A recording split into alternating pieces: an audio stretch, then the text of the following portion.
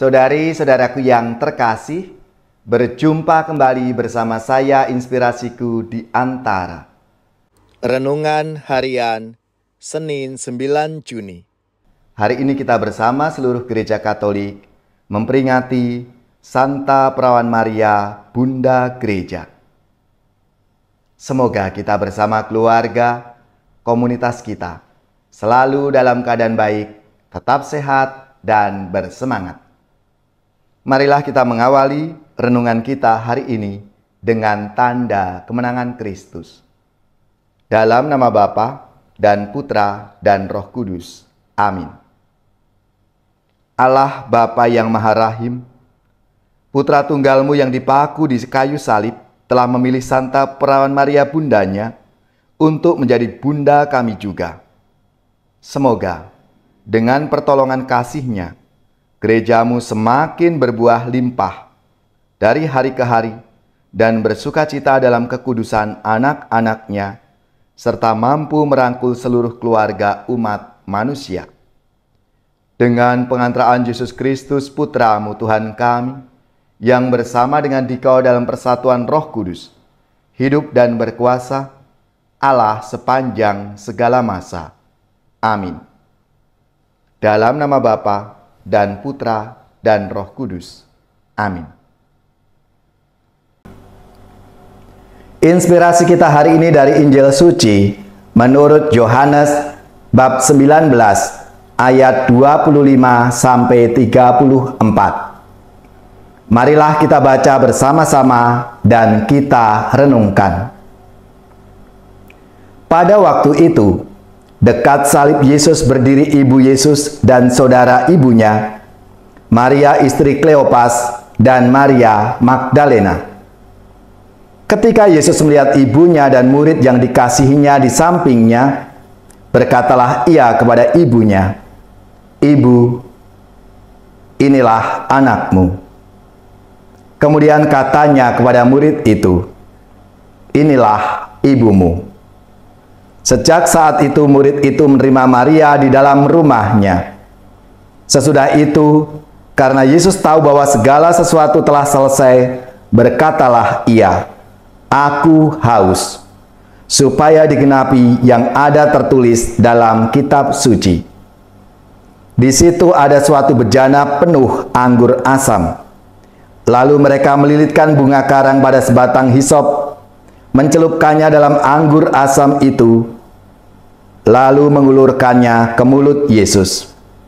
Sesudah meminum anggur asam itu, berkatalah Yesus, "Sudah selesai." Lalu Yesus menundukkan kepala dan menyerahkan nyawanya. Karena hari itu hari persiapan dan supaya pada hari Sabat, mayat-mayat itu tidak tinggal tergantung pada kayu salib, sebab Sabat itu hari yang besar, maka datanglah para pemuka Yahudi kepada Pilatus dan meminta kepadanya supaya kaki orang-orang itu dipatahkan dan jenazah diturunkan. Lalu datanglah prajurit-prajurit dan mematahkan kaki orang yang pertama dan kaki orang lain yang disalibkan bersama-sama dengan Yesus. Tetapi ketika mereka sampai kepada Yesus dan melihat bahwa ia telah mati, mereka tidak mematahkan kakinya, tetapi seorang dari antara prajurit itu menikam lambung Yesus dengan tombak dan segera mengalir keluar darah dan air. Demikianlah sabda Tuhan. Terpujilah Kristus. Saudari-saudaraku yang terkasih, saat Yesus disalib, hanya ada beberapa wanita yang berdiri di dekat salibnya. Injil Yohanes mengatakan bahwa Maria, ibu Yesus, juga berdiri dekat salibnya bersama Maria Magdalena dan Yohanes, murid yang dikasihinya. Pada saat itulah Yesus melakukan sesuatu yang luar biasa, yaitu berkata kepada ibunya, "Ibu, ini anakmu." Ia juga berkata kepada Yohanes, inilah ibumu." Dengan perkataan itu, Yesus mau berkata kepada ibunya, "Ibu, engkau sangat berduka cita, tetapi ada seorang yang dapat menghibur engkau, yaitu Yohanes, muridku." Yesus menghibur dan menguatkan ibunya. Begitu juga terhadap Yohanes. Penderitaan Yesus tidak menjadi penghalang baginya untuk tetap memperhatikan orang lain. Injil Yohanes yang kita dengar, Bunda Maria disapa ibu. Ketika Bunda Maria diserahkan kepada Yohanes.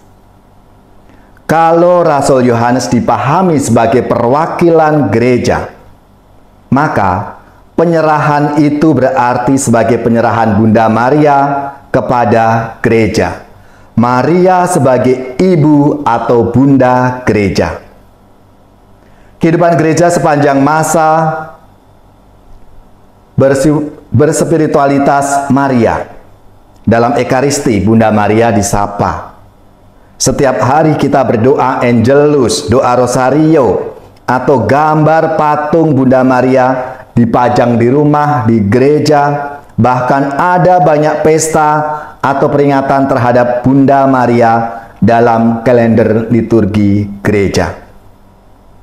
Saudara-saudariku yang terkasih, kalau hari ini kita memperingati Maria Bunda Gereja, Maria setia mengikuti Yesus sampai di kayu salib. Iman dan kesetiaannya menjadi teladan bagi kita semua dalam mengikuti Yesus. Ia menunjukkan kepada kita rahasia menjadi seorang murid Yesus yang sejati, yaitu setia dan berserah kepada kehendak Allah. Oleh karena itu, mari kita menjadi murid yang setia seperti Bunda Maria. Kita belajar dan berdoa melalui perantaraan Bunda Maria agar kita bertumbuh sebagai murid Kristus dalam pesiarahan kita di dunia ini. Mari, saudari-saudaraku yang terkasih, kita hidupi harapan Bapak Paus kita agar kita menumbuhkan rasa keibuan di dalam gereja dan memberi rasa hormat yang sejati kepada Bunda Maria. Bunda Maria, Bunda Gereja, doakanlah kami.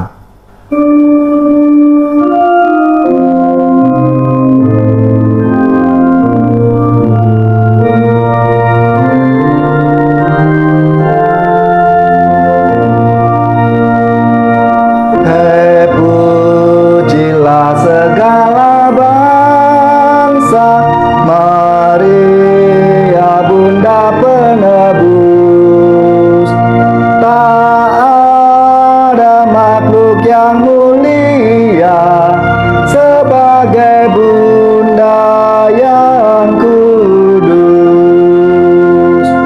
Oh, ingatlah ya Bundaku, doakan kami anakmu. Oh, ingatlah ya Bundaku, doakan kami anakmu. Ya hati Bunda yang tersuci, teladan bagi hidupku. Semoga anakmu selalu seperti sinar hatimu.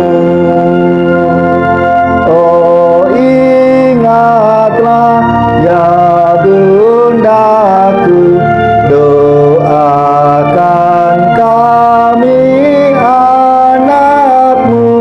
Oh, ingatlah ya Bundaku, doakan kami anakmu. Jikalau jatuh dalam dosa dan padar sinar jiwaku, semoga Semoga kami kau antarkan kepada Yesus Putramu. Oh, ingatlah ya Bundaku, doakan kami anakmu. Oh, ingatlah ya Bundaku, doakan kami anakmu.